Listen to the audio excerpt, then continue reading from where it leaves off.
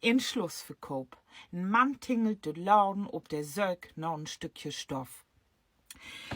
Fällt ein heel tolle Tiegemuster in Oog. Hij kijkt ja noch 10 Meter Restposten.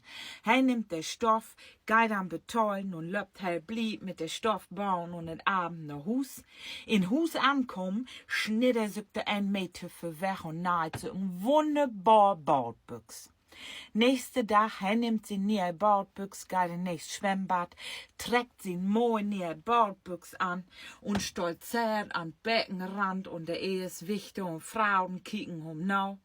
Hij nimmt sie heel Meltersom, kraxelt Leder hoch, boben ob 10 Meter Brett ankommen, positioniert er sich und springt heel graziös Kopf over in Worte.